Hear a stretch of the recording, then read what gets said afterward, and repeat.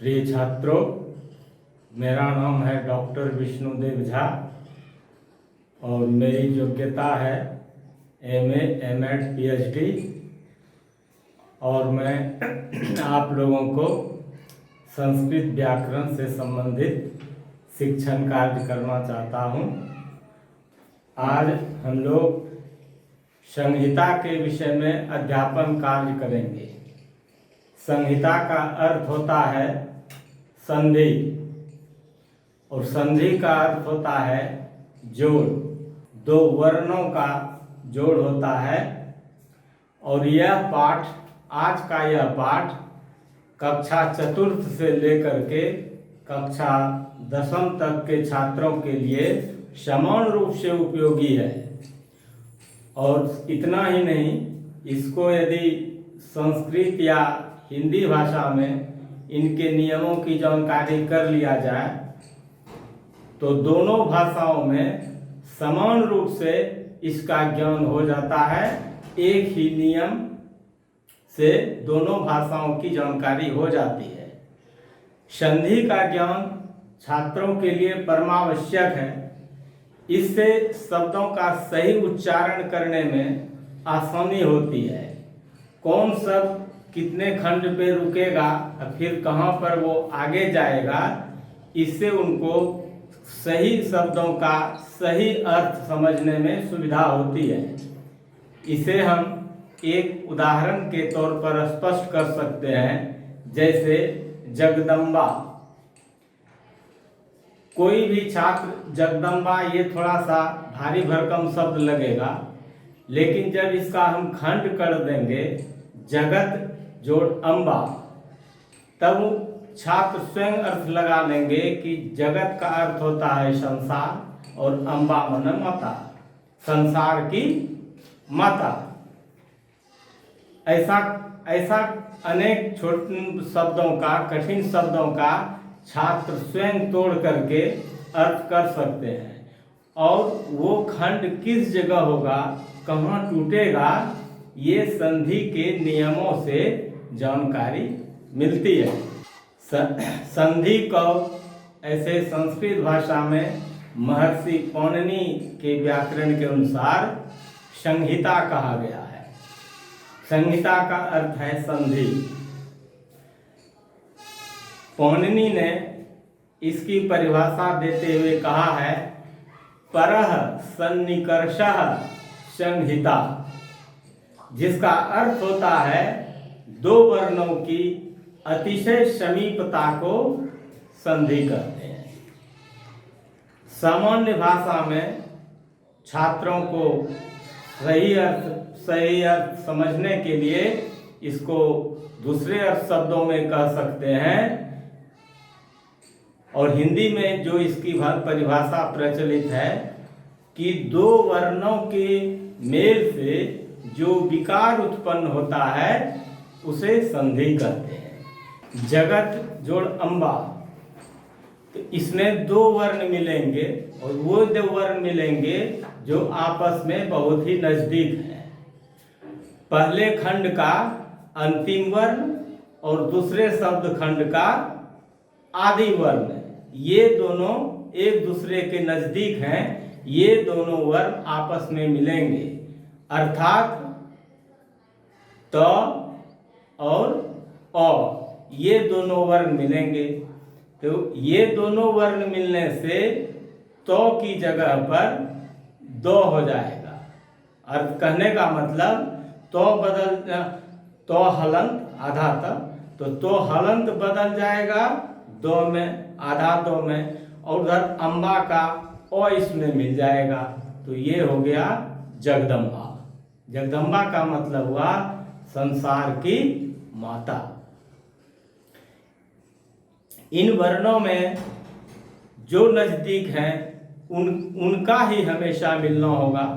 और एक बात और यहाँ ध्यान रखने की है कि हम जो शब्द का खंड करेंगे, जहाँ से उसको तोड़ेंगे, तो दोनों शब्दों का अलग अलग मीनिंग हो, दोनों शब्द खंड अपना अलग अलग अर्थ दे रहे हैं, तभी वो खंड सार्थक होगा और छात्र उसका सही अर्थ निकाल सकेंगे। महर्षि पौनिनी के अनुसार संधि जो है कुछ जगह अनिवार्य है। उनके बारे में कहा गया है संहितैक पदे नित्या अनित्या धातु उपसर्गयोः अनित्या समासे वाक्ये तो सा विवक्षाम अपेक्षते। कहने का मतलब संहितैक पदे नित्या, एक पद में, पद मीन्स शब्द, वर्ड जिसको कहते हैं, तो एक पद में यदि संधि की गुंजाइश है तो करना अनिवार्य है। अनित्या धातु उपसर्गयोः, धातु और उपसर्ग का जहाँ मिलन होता है वहाँ भी यदि संधि की गुंजाइश है तो उसे करना अनिवार्य है। अनित्या समासे वाक्य, तो समास में अगर शब्द जब मिलते हैं, दो शब्द जब समासिक शब्द बनते हैं तो वहाँ भी संधि की यदि गुंजाइश है, संभावना है, तो वहाँ भी संधि करना अनिवार्य है। और नित्या समासे वाक्ये तो सा विवक्षम अपेक्षते, वाक्य में, केवल वाक्य में ये स्वतंत्रता है, बोलने वाले और लिखने वाले को यह स्वतंत्रता है कि वह संधि कर भी सकता है और नहीं भी कर सकता है। इसे हम एक उदाहरण से और स्पष्ट कर सकते हैं। पहला फैक्टर है इसका संहितैक पदे नित्या, एक वर्ड में, जैसे पुस्तक जोड़ आलय, पुस्तक जोड़ आलय, पुस्तक माना किताब, आलय माना घर। तो यहाँ पर पुस्तक का अंतिम वर्ण है क और आलय का आदि वर्ण है आ, तो ये ओ और आ आपस में मिलेंगे और ओ और आ के मिलने से आ विकार पैदा होगा, तो ये हो जाएगा पुस्तकालय, पुस्तक का घर। शब्द का खंड करने पर जो उस शब्द का अर्थ होगा वही अर्थ फिर संधि करने पर भी होगा, उसके अर्थ में कोई परिवर्तन नहीं होगा। इसलिए इसको हम पुस्तक और आलय, पुस्तक आलय ऐसा हम नहीं लिख सकते हैं। क्यों? यहाँ संधि की गुंजाइश बनती है, इसलिए इसको संधि करना अनिवार्य है। इसलिए हम कहेंगे या लिखेंगे पुस्तकालय, संधि करके ही हम लिखेंगे। दूसरा है नित्या धातु उपसर्गयोः, धातु और उपसर्ग के साथ। धातु का मतलब होता है क्रिया, जिसको वर्ब कहते हैं। जैसे प्र उपसर्ग है, प्र जोड़ ए जते, तो यहाँ पर अ है और यहाँ पर ए है, तो यहाँ पर संधि की गुंजाइश है। हाँ, इसलिए यह जब होगा तो यह प्रेजते लिखा जाएगा।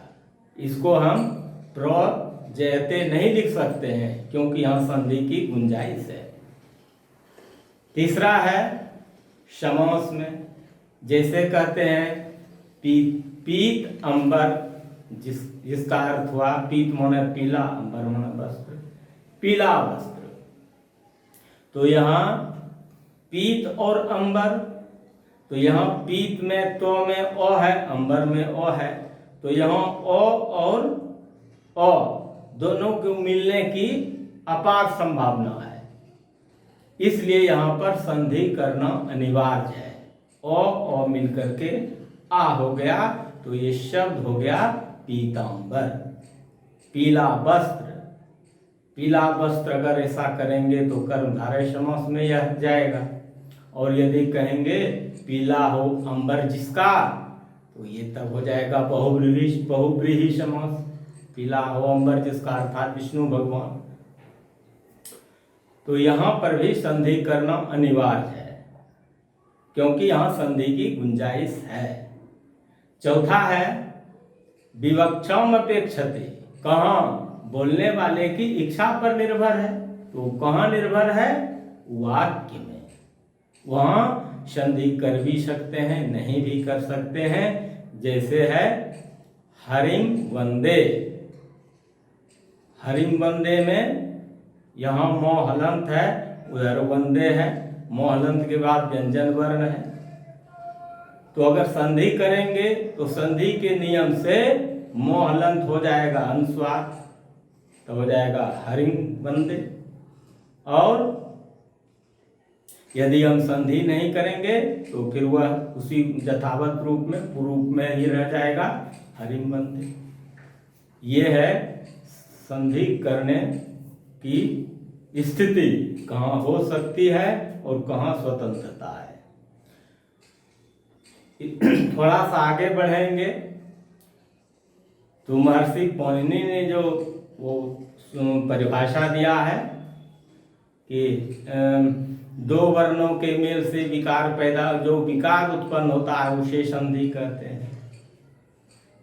उन्होंने तो परिभाषा दिया है कि परः सन्निकर्ष संहिता, दो वर्णों की अतिशय समीपता को। इसको एक उदाहरण से और स्पष्ट किया जा सकता है। जैसे है जगदीश, तो जगत जोड़ ईश,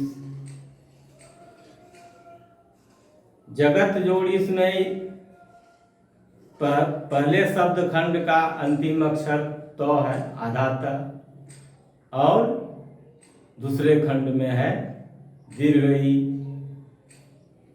तो ये तो दो में बदल जाएगा संधि के नियम से, तो ये दो हो जाएगा, वो दीर्घ ई मिल जाएगा, तो ये हो जाएगा जगदीश। जगत मन संसार ईश्वर मालिक।